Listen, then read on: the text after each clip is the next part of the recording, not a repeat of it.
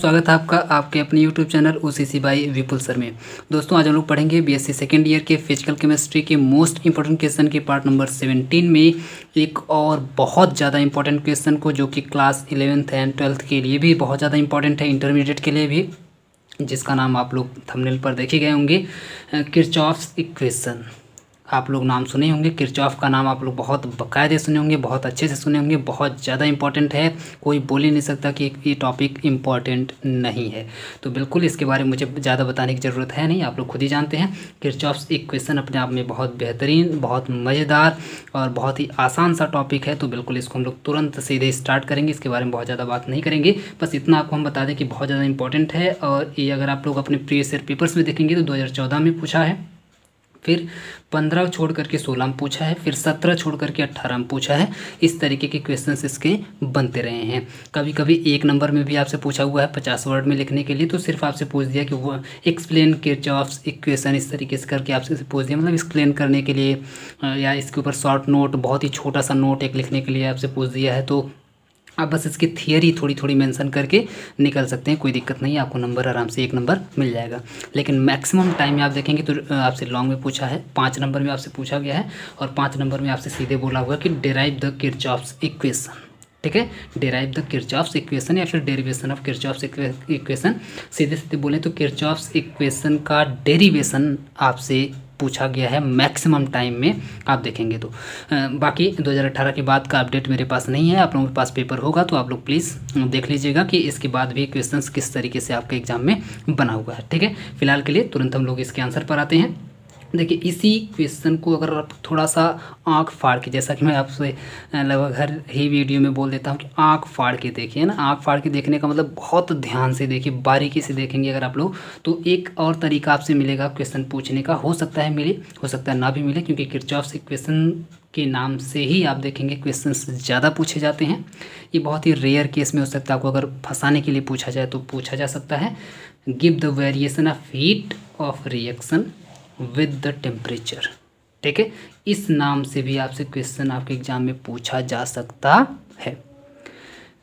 ये जो आपका किरचॉफ्स इक्वेशन का ही जो दूसरा नाम होता है, या फिर सीधे सीधे बोले ना, ये जो लाइन लिखी गई, ये लाइन अगर आपको याद है तो पूरा का पूरा किरचॉफ्स इक्वेशन समझिए इन्हीं 2 लाइन में कंप्लीट हो जाता है आपका। ये 2 लाइन अगर आपको पता है तो समझिए किरचॉफ्स इक्वेशन आपको पता हो गया, बात खत्म हो गई।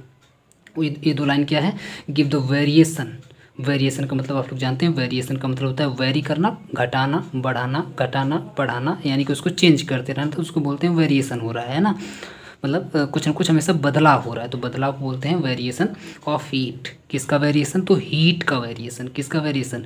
हीट का वेरिएशन। यानी कि किसका वेरिएशन होगा? तो हीट का वेरिएशन होगा। किसके हीट का वेरिएशन होगा? तो किसी भी रिएक्शन की, ऑफ रिएक्शन लिखा हुआ है, REXN का जब भी यहाँ पे आपको लिखा हुआ मिले नोट में तो आप समझिएगा रिएक्शन लिखा हुआ। ठीक है, तो किसी भी रिएक्शन के हीट का वेरिएशन, फिर से सुनिएगा, किसी भी रिएक्शन के हीट का वेरिएशन जब हो, कब हो? With the temperature. आप एक बात बताइए हमको, क्या बिना टेम्परेचर के हीट हो सकती है क्या? आप जानते हैं कि हीट और टेम्परेचर दोनों क्या है? दोनों 2 जिस्म एक जान है। जब दोनों 2 जिस्म एक जान है तो आप इसको अलग कैसे कर सकते हैं? इसको अलग ही नहीं कर सकते हैं, दोनों बिल्कुल एक हैं। एक को आप हटाएंगे तो दूसरा हट जाएगा, इसको अगर आप हटाएंगे तो ये हट जाएगा, यानी कि आप किसी एक को मारेंगे दूसरा अपने आप मर जाएगा। आप जानते होंगे इसके बारे में, बाकायदे जानते होंगे, मतलब अच्छे से जानते होंगे। तो सेम वही कॉन्सेप्ट है कि टेम्परेचर विद द टेम्परेचर, यानी कि टेम्परेचर को आप घटाएंगे तो हीट घटेगी, टेम्परेचर को आप बढ़ाएंगे तो हीट बढ़ेगी। इसका मतलब क्या हुआ? हीट का वेरिएशन हुआ, क्योंकि हीट घट रही है, बढ़ रही है, घट रही है, बढ़ रही है। इसका मतलब हीट का क्या हो गया? वेरिएशन। लेकिन ये काम आपको कहाँ करवाना है? तो ये काम आपको करवाना है किसी भी एक रिएक्शन में। किसमें? किसी भी एक रिएक्शन, क्योंकि आप केमिस्ट्री पढ़ रहे हैं, तो किसी भी एक रिएक्शन में जब ये काम होता है, यानी कि रिएक्शन की जो हीट होती है वो वेरी करती है, चेंज होती है, घटती है या फिर बढ़ती है, तो इसी कॉन्सेप्ट को, तो क्या होता है ना, आपके दिमाग में क्वेश्चन आ रहा होगा कि ठीक है, कम होती है, चेंज होती है, यानी कम होती है, ज़्यादा होती है, तो उससे क्या मतलब? उससे मतलब है तो क्या होता है, वही जो होता है वही होता है किरचॉफ्स इक्वेशन, जो होता है वही होता है किरचॉफ्स इक्वेशन। कंफ्यूज मत होइएगा, आगे पूरी कहानी हम आपको सुनाने जा रहे हैं, ठीक है। तो चलिए स्टार्ट करते हैं। सेम वही चीज़ आप देखेंगे इसमें लिखा गया। आप लोगों को जब 1 नंबर में पूछा जाएगा आपसे क्वेश्चन, तो आप लोग यही सारी चीज़ें मेंशन कर सकते हैं एग्जाम में, कोई दिक्कत नहीं, आपको नंबर मिल जाएगा। The Kirchhoff equation gives the change of heat of reaction with the change of temperature. Same यही बात यहाँ पे लिखी गई है कि द किरचॉफ इक्वेशन गिव्स क्या देता है, किरचॉफ इक्वेशन आपको देता है, क्या देता है, the change of heat of reaction, यानी कि किसी भी रिएक्शन के हीट का चेंज देता है। कब देता है, with the change of temperature. जैसा कि हम आपको पहले ही बता चुके हैं कि बिना टेम्परेचर के क्या हीट चेंज होगी ही नहीं। दोनों दो जिसमें एक जान है, बिल्कुल एक दूसरे से इतना ज़्यादा प्यार करते हैं कि मतलब अलग हो ही नहीं सकते। तो आप टेम्परेचर को बढ़ाएंगे ये बढ़ जाएगा, टेम्परेचर को घटाएंगे हीट घट जाएगी। तो वही बात यहाँ पे लिखी जा रही है कि किरचॉफ्स इक्वेशन आपको कुछ देता है, क्या देता है, तो चेंज देता है। किसका चेंज, हीट का चेंज। किसके हीट का चेंज, तो किसी भी रिएक्शन के हीट का चेंज कब देता है, तो जब आप टेम्परेचर को घटाते हैं या बढ़ाते हैं तब। The change of heat of reaction with the temperature can takes place. अब देखिए, चलिए इतनी बात तो हमको समझ में आ गई कि किसी भी रिएक्शन की जो हीट होती है वो चेंज होती है टेम्परेचर को घटाने या बढ़ाने पे। चलिए इतनी बात तो हमको क्लियर हो गई, ये हम आराम से एग्जाम में लिख भी लेंगे, बात ख़त्म हो गई। लेकिन इसमें भी 2 कंडीशन बनेगी। एक तो तब जब आप एट कांस्टेंट प्रेशर लें, यानी कि ये जो काम होगा टेम्परेचर को घटाने का और बढ़ाने का, जिससे आपकी हीट जो होगी वो वेरी करेगी, यानी घटेगी या बढ़ेगी किसी भी रिएक्शन की। तो ये काम आप तब करवा सकते हैं जब आप प्रेशर को कांस्टेंट रख दें, एट कांस्टेंट प्रेशर। 2 ही कंडीशन बनती है जनरली, आप देखेंगे फिजिकल केमिस्ट्री में। एक तो एट कांस्टेंट प्रेशर, इस पे आपको बहुत ज़्यादा पढ़ने के लिए मिलेगा। दूसरा आपको बनेगा और एट कांस्टेंट वॉल्यूम पर आपको ज़्यादा से ज़्यादा पढ़ने के लिए मिलेगा। और आप देखेंगे किरचॉफ्स इक्वेशन में सिर्फ 2 ही को ही लेना है। कहीं कहीं पर आपको एट कांस्टेंट टेम्परेचर भी मिलता है, लेकिन यहाँ पर अगर आप टेम्परेचर वही चेंज कांस्टेंट कर देंगे तो आप बताइए हीट कैसे बढ़ेगी, हीट का वेरिएशन कहाँ से होगा ही नहीं। तो यहाँ पर एट कांस्टेंट टेम्परेचर के बारे में सोचिएगा भी मत, गलती से मत सोचिएगा, सपने में भी मत सोचिएगा, ठीक है। तो ये काम आप कर ही नहीं सकते, तो सिर्फ 2 ही कांस्टेंट ले सकते हैं। प्रेशर को आप कांस्टेंट कर सकते हैं या फिर वॉल्यूम को आप कांस्टेंट कर सकते हैं। जब ये दोनों कंडीशन आप अप्लाई करेंगे, दोनों एक साथ नहीं होगी। जब भी होगी तो एक या तो प्रेशर होगी या तो वॉल्यूम होगी, दोनों अलग अलग होगी।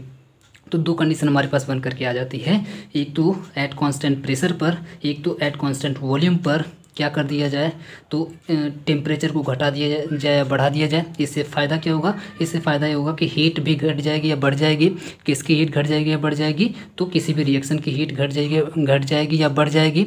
तो ये जो पूरी कहानी है, पूरे जो रामायण है घटने बढ़ने का, किसी भी रिएक्शन की हीट की को घटने या बढ़ने का, वो भी 2 कंडीशन पर, प्रेशर कांस्टेंट पर और वॉल्यूम कांस्टेंट पर। तो ये जो पूरी कहानी गढ़ी गई है ना, इसके रचयिता कौन है, रचयिता आप लोग पढ़े होंगे, इसके रचयिता, इसके ऑथर कौन है, तो इसके ऑथर हैं किरचॉफ महोदय, ठीक है, मिस्टर किरचॉफ महोदय, लिख लीजिए, याद कर लीजिए। तो इसके रचयिता कौन है, किरचॉफ जी हैं। तो अब जायज़ सी बात है कि अब देखिए, अब यहाँ पर जब डेरिवेशन आपसे पूछा जाएगा, डेरिवेशन अगर आप सिर्फ लिखने के लिए 1 नंबर में पूछा जाता है तो चलिए यहाँ तक आप कहानी लिख दिए, आपका काम खत्म हो गया।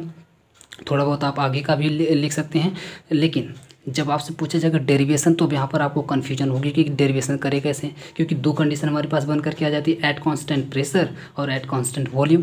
तो इसका मतलब ये हुआ कि किरचॉफ के इक्वेशन का सिर्फ एक डेरिवेशन ना होकर के 2 डेरिवेशन हो जाएगा। एक तो आप एट कांस्टेंट प्रेशर पर दिखाएंगे और दूसरा आप एट कांस्टेंट वॉल्यूम पर दिखाएंगे। जब तक आप दोनों पर नहीं दिखाएंगे तब तक आपका जो किरचॉफ का इक्वेशन होगा वो डेरिवेट नहीं होगा। तो चलिए पहले वाले एक कंडीशन को लेते हैं एट कांस्टेंट प्रेशर पर। देखिए पहली कंडीशन है आपकी change of heat of reaction का चेंज विद टेम्परेचर के साथ एट कांस्टेंट प्रेशर। यहाँ पे आपको ध्यान देना है कि प्रेशर को कांस्टेंट करके हम लोग ये पूरी कहानी लिखने जा रहे हैं। दैट इज़, यहाँ पर एक चीज़ आपको फोकस करने वाली है कि अगर ये कंडीशन आप अप्लाई करते हैं कि किसी भी रिएक्शन की हीट को आप चेंज करते हैं विद द टेम्परेचर और वो भी एट कांस्टेंट प्रेशर, जब आप एट कांस्टेंट प्रेशर पर आप जब चेंज करते हैं तो उसका नाम, उसका मतलब, उसका मीन क्या होता है, उसका मतलब क्या होता है, तो उसका मतलब होता है आप एंथैल्पी की बात करने जा रहे हैं। आप किसकी बात करने जा रहे हैं? एंथैल्पी की बात करने जा रहे हैं। और अभी आप दूसरी कंडीशन में देखेंगे कि जब आप यहाँ पे लिखेंगे एट कांस्टेंट वॉल्यूम, तो इसका मतलब होगा कि आप इंटरनल एनर्जी की बात करने जा रहे हैं, दैट इज़ डेल्टा ई वहाँ पर हो जाएगा और यहाँ पर डेल्टा एच हो गया है। अब आप कहेंगे सर ये कौन सी कहानी नई आ गई है? तो ये कहानी ऐसे आप समझिए कि जैसे मान लीजिए आप हैं, ठीक, आप हैं और आपके ऊपर मैं सीधे आपके ही ऊपर इस पूरी कंडीशन को अप्लाई करके देखता हूँ कि क्या आता है, रिजल्ट क्या आता है, आपको समझ में आता है कि नहीं आता है। मान लीजिए आप हैं और आपको क्या कर दिया जाए, आपको हीट किया जाए, टेम्परेचर क्या करना है, टेम्परेचर के साथ इसको वेरी करवाना है ना, हीट को चेंज करवाना है। तो मान लीजिए आपको हम हीट कर रहे हैं और आपको हीट कर रहे हैं, कब हीट कर रहे हैं? एट कांस्टेंट प्रेशर पर। एट कांस्टेंट प्रेशर पर हीट करने का मतलब ये हुआ कि बाहर का जो एटीएम है, बाहर का जो क्या है, एटीएम है, एटीएम का मतलब होता है एटमॉस्फेरिक प्रेशर। एटमॉस्फेरिक प्रेशर जिसको आप बोलते हैं वायुमंडलीय दाब, है ना। बाहर का जो प्रेशर होता है वायुमंडल यानी कि एटमॉस्फेयर का जो प्रेशर होता है उसको मान लीजिए हम बोल देते हैं कि वो आपका कांस्टेंट है, वो आपका चेंज नहीं होगा। बाहर का जो प्रेशर आपको जो दिया जा रहा है वो बिल्कुल सेम रहेगा, लास्ट तक सेम रहेगा, वो बिल्कुल भी बदलेगा नहीं, ठीक है। तो मान लेते हैं आपका जो प्रेशर बाहर का वो बिल्कुल हम एकदम कांस्टेंट रख दिए, वो नहीं चेंज होगा। लेकिन ध्यान देने वाली बात यह है कि वॉल्यूम कांस्टेंट नहीं है यहाँ पर। इस कंडीशन में वॉल्यूम कांस्टेंट नहीं है, इसका मतलब ये हुआ कि वॉल्यूम कांस्टेंट नहीं होने का मतलब ये हुआ कि आप बड़े भी हो सकते हैं, यानी कि फूल सकते हैं और पचक सकते हैं ना, फूल भी सकते हैं और पिचक भी सकते हैं। फूलने और पिचकने का मतलब ये हुआ कि जब मान लीजिए आपको हम टेम्परेचर दिए, आपको हीट किए, जब आपको टेम्परेचर दिए तो आप हीट होंगे। हीट होने के बाद क्या होगा कि आप एकदम एक्सपैंड करने लगेंगे, गुब्बारे की तरह से फूलने लगेंगे। जब फूलने लगेंगे तो क्या होगा, आपका जो वॉल्यूम होगा वो बढ़ने लगेगा, हाई होने लगेगा। इसका मतलब क्या हुआ कि आपका जो वॉल्यूम हो वो वेरी कर रहा है, यानी कि आपका वॉल्यूम चेंज हो रहा है, लेकिन प्रेशर आपका वही है, प्रेशर आपका कांस्टेंट। आप फूल सकते हैं और पचक सकते हैं, जैसा कि मैं आपको पहले ही बताया, ठीक है। वही एसी का अगर आप उल्टा कर दीजिए, आप मान लीजिए हम आपको ले जा करके बड़े वाले रेफ्रिजरेटर में सुला दिए गलती से और सुला करके पूरा एकदम फुल ऑन कर दिए, तो आप क्या हो जाएंगे, सिकुड़ जाएंगे, है ना, आप ठंडे हो जाएंगे और ठंडे होकर के बिल्कुल एकदम सिकुड़ जाएंगे। और जब सिकुड़ जाएंगे तो आपका जो वॉल्यूम होगा वो फूलने की वजह पचक जाएंगे। जब पिचक जाएंगे तो पिचकने के बाद आप देखेंगे आपका जो वॉल्यूम होगा वो कम हो जाएगा, यानी कि वॉल्यूम आपका कांस्टेंट नहीं है। वॉल्यूम यहाँ पर आपका चेंज हो सकता है, फुल भी सकते हैं और पिचक भी सकते हैं, कोई दिक्कत नहीं है। लेकिन आपका जो प्रेशर था, है ना, एट कांस्टेंट प्रेशर का मतलब आपका जो प्रेशर बाहर का था आपको दबा करके नहीं पचकाया जा रहा है और ना ही आपको एकदम प्रेशर दे करके फुलाया जा रहा है। ऐसी कोई बात नहीं है। आपका मतलब प्रेशर जो बिल्कुल कांस्टेंट रखा गया है, प्रेशर को चेंज नहीं किया जा रहा है। तो इस टाइम जब प्रेशर को चेंज नहीं किया जाएगा, इस टाइम जब हम आपको हीट कर रहे थे, जब आपको हम टेम्परेचर दे रहे थे, तब जो आपके अंदर हीट, जैसी बात है आप मान लीजिए हैं आपको हम टेम्परेचर दे रहे हैं तो आपके अंदर हीट जो होगी वो बढ़ेगी। टेम्परेचर अगर दे रहे हैं तो इसका मतलब क्या हो, हीट आपकी बढ़ेगी। और जब हीट आपकी बढ़ेगी तो उस हीट का जो नाम होगा वो सिर्फ हीट नहीं होगा, उस हीट का नाम होगा डेल्टा एच आप बोल सकते हैं, या फिर सिर्फ एच बोल सकते हैं, या फिर एंथैल्पी बोल सकते हैं। उसका नाम होगा एंथैल्पी। कहने का मतलब ये हुआ कि जब कांस्टेंट प्रेशर रख करके आपको जब हीट हम देंगे, टेम्परेचर जब हम आपको देंगे, तो टेम्परेचर देने के बाद आपकी बॉडी के अंदर हीट बनेगी और आप फूलने लगेंगे। जब फूलने लगेंगे तो वो जो आपके अंदर की जो हीट होगी उस हीट का नाम होगा एंथैल्पी। उसका नाम हीट ना होकर के उसका नाम क्या हो जाएगा, एंथैल्पी हो जाएगा। उसी का उल्टा कर दिया जाए, जैसे हम बोले रेफ्रिजरेटर में रखने के लिए, तो रेफ्रिजरेटर में अगर हम आपको रख दें तो रेफ्रिजरेटर में रखने के बाद आप पिचकने लगेंगे। जब पिचकने लगेंगे तो उस टाइम जो आपके अंदर की जो हीट होगी वो कम हो जाएगी। जो हीट कम हो जाएगी उस हीट का नाम क्या होगा, उस हीट का नाम भी एंथैल्पी होगा, ठीक है। कब ये बात हो रही है, एट कांस्टेंट प्रेशर पर। आप पिचक भी सकते हैं, फूल भी सकते हैं। आपको बात समझ में आ गई होगी। इसी का उल्टा अगर हम कर दें, मान लीजिए दोनों हम एक साथ समझा दे रहे हैं, बस डेरिवेशन आपका बचेगा। मान लीजिए यहाँ पर लिखा हो एट कांस्टेंट वॉल्यूम लिखा हो, क्या लिखा हो, एट कांस्टेंट वॉल्यूम लिखा हो, या इसका मतलब ये हो कि प्रेशर आपका चेंज हो सकता है। है ना। प्रेशर आपका चेंज हो सकता है, लेकिन आपका वॉल्यूम जो है वो कांस्टेंट हो गया। वॉल्यूम कांस्टेंट होने का मतलब ये हुआ कि अब ना ही आप फूल सकते हैं और ना ही पिचक सकते हैं। अब देखें क्या करते हैं, हीट तो हम आपको देंगे, टेम्परेचर तो हम आपको देंगे, हीट आपकी चेंज होगी, घट भी सकती है और बढ़ भी सकती है। हीट भी घट सकती है और बढ़ सकती है। टेम्परेचर तो मान लीजिए हम आपको देंगे ही, और कम भी कर सकते हैं टेम्परेचर। और प्रेशर भी आपका कम या ज़्यादा हो सकता है, लेकिन एक दिक्कत आ गई है कि आप ना ही फूल सकते हैं और ना ही पिचक सकते हैं। अब ये बहुत बड़ी समस्या है। वहाँ पर तो चलिए ठीक था कि ज़्यादा हीट मिली तो फूल गए और कम हीट मिली तो पिचक गए। अब यहाँ पर आप ना ही फूल सकते हैं ना ही पिचक सकते हैं, यानी कि आपका वॉल्यूम यहाँ पर कांस्टेंट हो गया, है ना। मान लीजिए अगर यहाँ पे हम लिख दें एट कांस्टेंट वॉल्यूम, तो यहाँ पर आपका वॉल्यूम जो होगा वो कांस्टेंट हो गया।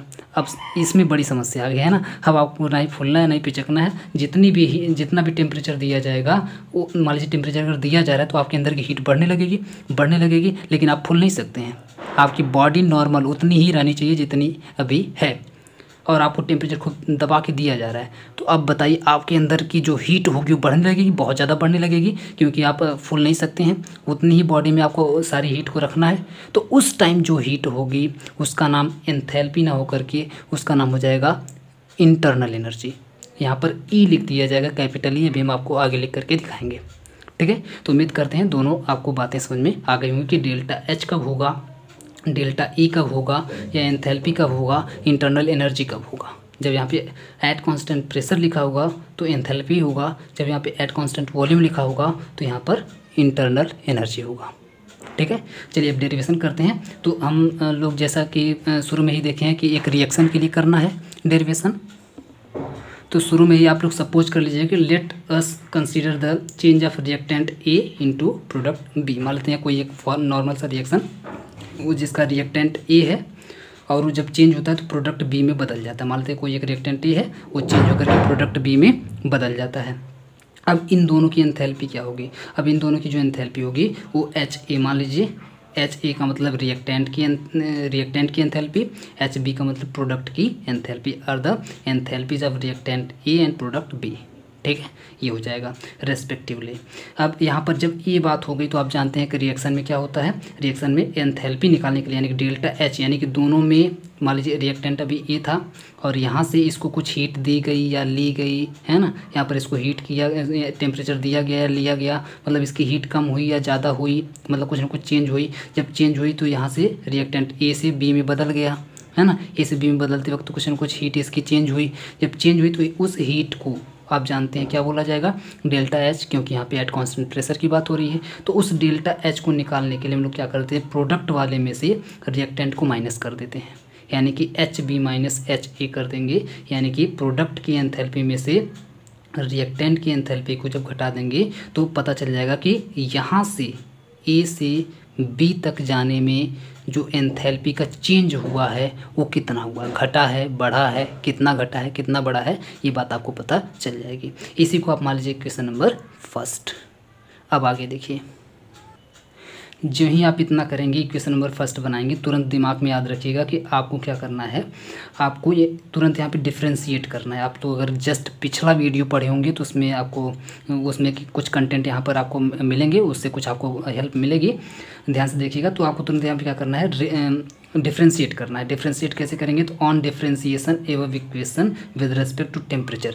एक बात हमेशा याद रखिएगा कि फिजिकल केमिस्ट्री की अगर हम बात करें तो फिजिकल केमिस्ट्री में आप देखेंगे मैक्सिमम जो डिफ्रेंशिएशंस होते हैं, मैक्सिमम डिफ्रेंशिएशन आप देखेंगे जो होते हैं फिजिकल केमिस्ट्री में, वो विद रिस्पेक्ट टू टेम्परेचर ही होते हैं, यानी कि टेम्परेचर के रिस्पेक्ट में ही आपको डिफ्रेंशिएट करवाना होता है। बहुत ही रेयर केस में आपको दूसरे मिलेंगे, नहीं तो टेम्परेचर। तो ये बिल्कुल आप दिमाग में याद रख लीजिए, जब भी आपको डिफ्रेंशिएशन करवाना हो, डिफ्रेंशिएट करना हो, तो विद रिस्पेक्ट टू टेम्परेचर ही आप लोग फटाफट कर दीजिएगा आँख वाँख बंद करके, ठीक है।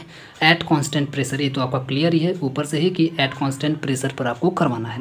तो चलिए इसको अगर आप डिफ्रेंशिएट करेंगे at constant with respect to temperature at constant pressure पर, तो देखिए क्या हो जाएगा, डेल्टा एच है तो इसके आगे लगा देंगे डेल, तो डेल डेल्टा एच अपॉन में किसके रेस्पेक्ट में, तो टेम्परेचर, तो del T at constant pressure पर यहाँ पे कांस्टेंट जो कांस्टेंट होता है उसको ऐसे ब्रैकेट बना करके बाहर लिख दिया जाता है। तो at constant pressure equal to में एच बी है, तो एच बी के आगे डेल लगा देंगे, यानी कि डिफ्रेंशिएट कर रहे हैं, तो डेल एच बी अपॉन में डेल टी, यानी कि टेम्परेचर के रिस्पेक्ट में एट कांस्टेंट प्रेशर, वैसे ही same minus del H A upon में del T at constant pressure. Equation number इसको 2 कर देंगे, इसको क्या कर देंगे, इक्वेशन नंबर 2 कर देंगे। अब अगर आप लोग ध्यान से देखेंगे, जब हम आपको पढ़ा रहे थे अभी जस्ट 2-3 वीडियो पहले हम आपको पढ़ाए थे सीपी और सीबी के बारे में, सीपी के बारे में और सीबी के बारे में पढ़ाए थे, तो आप लोग याद करिए। अगर जिसको नहीं याद आ रहा है तो प्लीज़ जा करके वो वाला वीडियो पहले देख ले कि सीपी और सीबी किसे कहते हैं, कब होता है और उसका फार्मूला क्या होता है। तो आपको याद आएगा कि ये भी आपका सीपी है और ये भी आपका सीपी है, ठीक है। आपको याद आना चाहिए कि यहाँ पर जब एंथैल्पी चेंज होती थी with respect to temperature at constant pressure, enthalpy change होती थी with respect to temperature at constant pressure, तो उसको हम लोग सीपी बोलते थे। क्या बोलते थे, सीपी बोलते थे। आप लोग जाकर के पिछला वीडियो पलट करके देखिए, आपको समझ में आ जाएगा। तो अब देखिए हम लोग आगे क्या लिखेंगे, यहाँ पर थोड़ा सा ध्यान दीजिएगा। यहाँ पर देखिए डेल्टा एच लिखा हुआ है ना, डेल्टा एच, अगर सिर्फ एच लिखा होता ना तो इसको भी हम लोग सीपी ही बोल देते, इसको भी हम लोग सीपी बोल देते, लेकिन यहाँ पर डेल्टा एच लिखे होने की वजह से इसको आप सेम उतार लेंगे, यहाँ पर सीपी इसको नहीं लिखेंगे। यहाँ पर आप देख पा रहे हैं डेल्टा वेल्टा कुछ नहीं लिखा है, सिर्फ डेल लिखा हुआ है, तो डेल चलेगा, डेल्टा यहाँ पर नहीं चलेगा, ठीक है, क्योंकि डेल और डेल्टा दोनों लगा हुआ है, तो इसलिए इसको सेम उतार लेंगे, बाकी यहाँ पर इसको चेंज कर देंगे। ये देखिए जब पहले वाले को आप चेंज करेंगे तो वो आपका सी पी बी हो जाएगा, सी पी तो होगा ही, लेकिन क्योंकि हम लोग बी वाले में से ए वाले को माइनस कर रहे थे तो यहाँ पर बी भी लगा देंगे ताकि पता चले कि ये बी का मतलब प्रोडक्ट वाला है ना, और माइनस में सी पी ए हो जाएगा, ये का मतलब ये आपका रिएक्टेंट वाला है, ठीक है। तो C P B minus C P A हो जाएगा। सी पी का फॉर्मूला क्या होता है, क्योंकि आप जानते हैं सी पी इक्वल टू में डेल एच अपॉन में डेल टी होता है, डेल एच अपॉन में del T at constant pressure होता है, ये इसका फार्मूला होता है, हम आपको पढ़ाए हुए हैं। तो इस फार्मूले की वजह से जहाँ जहाँ ये चीज़ दिखाई देगी वहाँ वहाँ क्या रख देंगे, सी पी लगा देंगे, और बी लिखा हुआ है तो बी लिख देंगे, ए लिखा हुआ है तो ए लिख देंगे, बात खत्म। तो C P B minus C P A हो जाएगा। अब अगर आप लोग ध्यान से देखेंगे तो क्या हो रहा है, एक यहाँ पर CP में से दूसरा CP, यानी कि CP माइनस CP, समझिए इस तरीके से लिखा हुआ CPB माइनस CP ये लिखा हुआ है आप, या फिर आप इसको ऐसे बोल लीजिए कि फाइनल स्टेट में से, यानी प्रोडक्ट आपका क्या होता है, फाइनल स्टेट होता है, तो फाइनल में से इनिशियल को घटाया जा रहा है, यानी कि इनिशियल को सब्ट्रैक्ट किया जा रहा है। तो आप जानते हैं कि इनिशियल का मतलब रिएक्टेंट और फाइनल का मतलब प्रोडक्ट, ठीक है। तो प्रोडक्ट में से रिएक्टेंट को हटाया जा रहा है, तो इसको आप डेल्टा लगा करके लिख सकते हैं। हम आपको पहले बताए थे डेल्टा कब लगाया जाता है, जब माइनस बीच में लिखा होता है तब। तो डेल्टा सी पी इसका नाम हो जाएगा, बी और ए यहाँ पे सब गायब हो जाएगा, बी और ए का मतलब वो उसमें अंडरस्टूड हो जाएगा कि ये फाइनल में से इनिशियल को घटाया गया है। तो फाइनल का मतलब प्रोडक्ट होता है, इनिशियल का मतलब रिएक्टेंट होता है, यहाँ पे इसका अंडरस्टूड हो जाएगा, ए बी वगैरह कुछ नहीं यहाँ पे लिखना होगा, ठीक है। तो ये आपको बिल्कुल पता होना चाहिए। अब यहाँ पर आप देख रहे थे इक्वल की साइड क्या था, तो डेल डेल्टा एच अपॉन में पी, सॉरी अपॉन में पी नहीं है, डेल डेल्टा एच अपॉन में डेल टी था और एट कांस्टेंट प्रेशर यहाँ पे था, तो डेल टी को हम उठा करके ट्रांसफ़र कर दिए इस तरफ, तो हो जाएगा आपका del delta H at constant pressure, और यहाँ पे आपका डेल्टा सी पी सेम उतार लेंगे और यहाँ पर डेल टी हो जाएगा, इक्वेशन नंबर 3 हो जाएगा। उम्मीद करते हैं यहाँ तक आपको समझ में आया होगा। जो ही इक्वेशन नंबर 3 मिलेगा तो अब आप इसको क्या कर दीजिएगा, इंटीग्रेट कर दीजिएगा, क्योंकि बहुत ही स्मॉल के लिए भी हम आपको आगे बताते हैं। It is the small change in the heat of reaction at constant pressure with the temperature for the finite change. देखिए क्योंकि यहाँ पर डेल लगा हुआ डिफ्रेंशिएशन का मतलब होता है बहुत ही स्मॉल चेंज है ना, बहुत ही छोटा सा, बहुत ही हल्का सा चेंज है, तो इसलिए यहाँ पर आप देख पा रहे थे डिफ्रेंशिएशन किया गया था, डिफ्रेंशिएशन से बहुत ही हल्का सा चेंज होता है। तो इसको एक फाइनाइट चेंज बनाने के लिए कि हाँ एग्जैक्टली कितना चेंज हो रहा है, इसके लिए हम लोग इंटीग्रेशन करते हैं। आपको पता होगा जो लोग मैथ पढ़े होंगे तो इंटीग्रेशन करने के लिए हम लोग क्या करेंगे, at constant pressure with the temperature, देखिए for the finite change into temperature T1 से T2, याद रखिएगा, क्योंकि आप जानते हैं कि हमको क्या करना है, टेम्परेचर को तो वेरी करवाना, टेम्परेचर को हम थोड़ी कांस्टेंट किए हैं, है ना। टेम्परेचर आपका चेंज होगा, टेम्परेचर आपका घट भी सकता है, टेम्परेचर आपका बढ़ भी सकता है। टेम्परेचर जब तक घटाएंगे बढ़ाएंगे नहीं तो हीट घटेगी नहीं बढ़ेगी, जब हीट घटेगी बढ़ेगी नहीं तो सारी बात खत्म हो जाएगी, वहाँ पर मतलब कुछ होगा ही नहीं, कुछ नहीं होगा तो फिर किरचॉफ इक्वेशन कैसे बनेगा। तो इसलिए हीट तो चेंज हो, सॉरी टेम्परेचर तो आपका चेंज होगा ही, तो टेम्परेचर मानते हैं T1 से T2 चेंज हो रहा है, कहाँ से कहाँ तक, T1 से T2 चेंज हो रहा है। तो the enthalpy changes from delta H1 से डेल्टा H2 चेंज हो जाएगी। ऑब्वियस सी बात है कि टेम्परेचर अगर T1 से T2 हो रहा है तो एंथैल्पी डेल्टा H1 से डेल्टा H2 हो जाएगी। बात सेम है रेस्पेक्टिवली। अब इसको क्या कर देंगे, इस चीज़ को इंटीग्रेट कर देंगे जिससे हमको पता चल जाए कि फाइनाइट चेंज कितना हो रहा है, मतलब एग्जैक्टली कितना चेंज हो रहा है ये हमको पता चल जाए। इसके लिए हम लोग क्या करेंगे, इंटीग्रेशन करेंगे। और ये आप याद रखिएगा T1 से T2 डेल्टा H1 से डेल्टा H2। ठीक है, चलिए इंटीग्रेशन करते हैं। देखिए इक्वेशन नंबर 3 का जब आप इंटीग्रेशन करेंगे तो यहाँ पर लगा दीजिए इंटीग्रेशन आपका डेल्टा H, और यहाँ पे एट कांस्टेंट प्रेशर अंडरस्टूड है, इसको हटा दीजिए। एट कांस्टेंट प्रेशर यहाँ पर जो लिखा है इसको आप हटा दीजिए, ये बिल्कुल अंडरस्टूड है क्योंकि यहाँ पे लिख दिया गया कि एट कांस्टेंट प्रेशर पर हो रहा है, तो कोई यहाँ पर लिखने की जरूरत नहीं है। तो आप यहाँ पे इंटीग्रेशन लगा के डेल्टा H लिख दीजिए इक्वल टू में, क्योंकि आप जानते हैं डेल्टा CP जो होता है आपका कांस्टेंट है, इसको आप बाहर कर लेंगे, यहाँ पर लगा देंगे इंटीग्रेशन डेल T।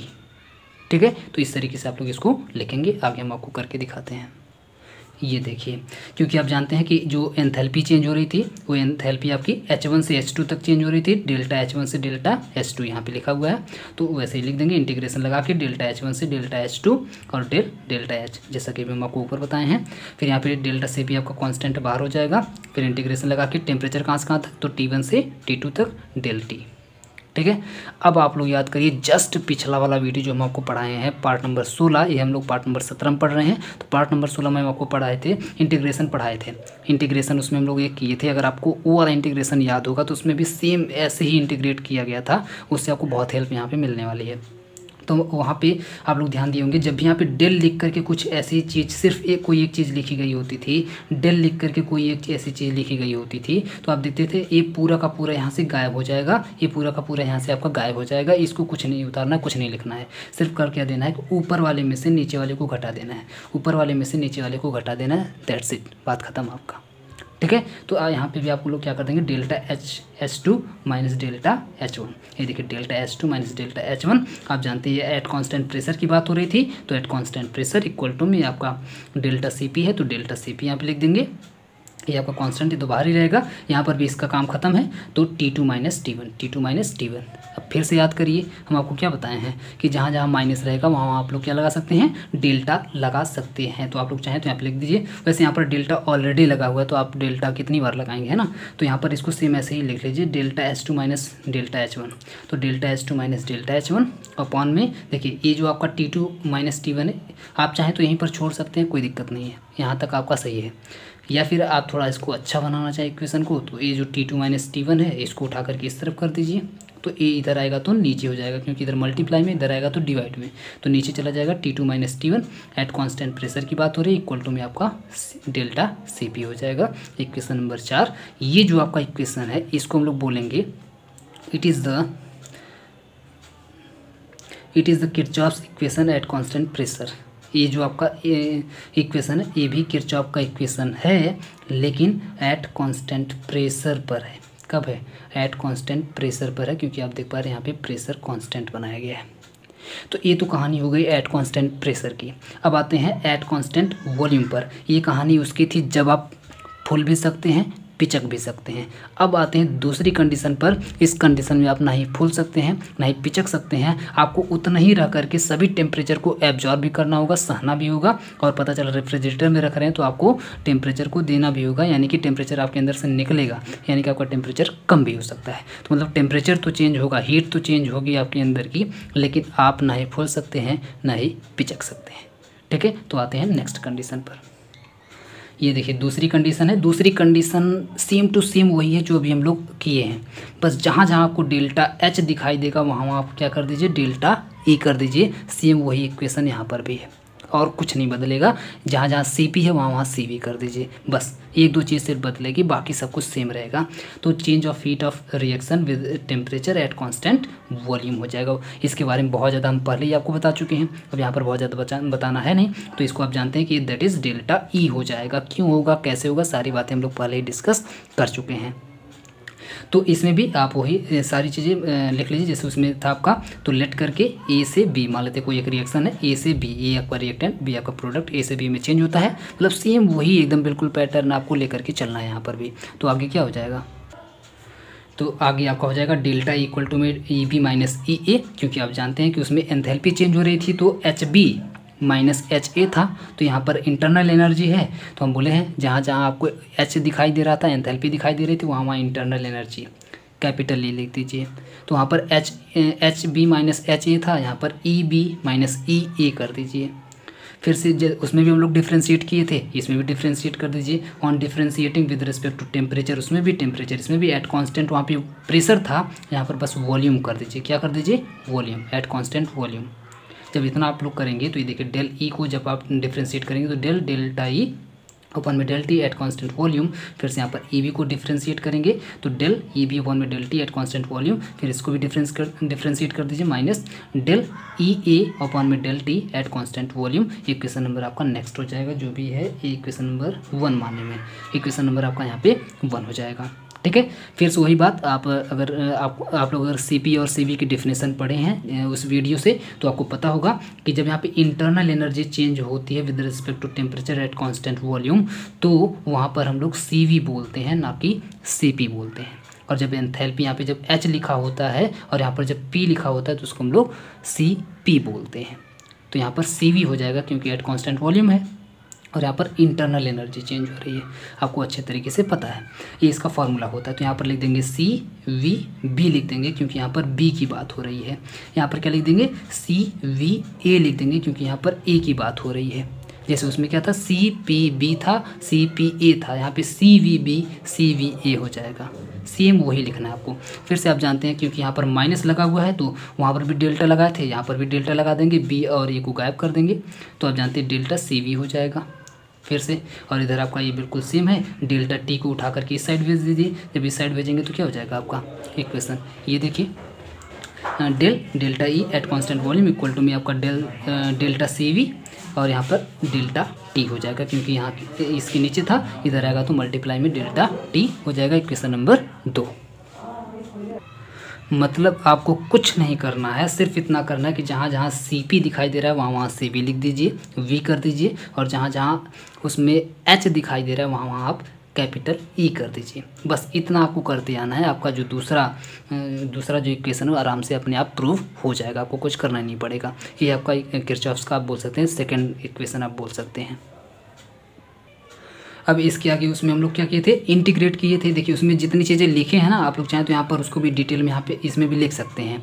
हम यहाँ पे शॉर्ट कर देंगे क्योंकि सेम वही बात यहाँ पर भी उतारनी है, तो इसलिए हम 2 बार नहीं लिखे। यहाँ पे सिर्फ इतना लिख दिए हैं, ऑन इंटीग्रेटिंग डेल्टा E1 से डेल्टा E2 और T1 से T2। T1 से T2 तो उसमें भी था, वहाँ पर डेल्टा H1 से डेल्टा H2 था, तो यहाँ पे E1 से E2 कर देंगे। सेम वही आपको उतारते हुए चले आना है। जब आप इसको भी फिर से इंटीग्रेट करेंगे तो इंटीग्रेट करने के बाद ये देखिए आपका ये सिस्टम है, तो यहाँ पे आप लगा देंगे इंटीग्रेशन लगाएंगे तो कहाँ से कहाँ तक, डेल्टा E1 से डेल्टा E2, तो डेल्टा E1 से डेल्टा E2 डेल्टा ई। यहाँ पर जो वी लिखा होता है इंटीग्रेशन में यहाँ पे नहीं लिखा जाता है, बाद में भी हम लोग यहाँ पे लिख देंगे, लेकिन यहाँ पर इंटीग्रेशन में नहीं लिखा जाता है। उसमें पी नहीं लिखे थे, यहाँ पर वी नहीं लिखेंगे, याद रखिएगा।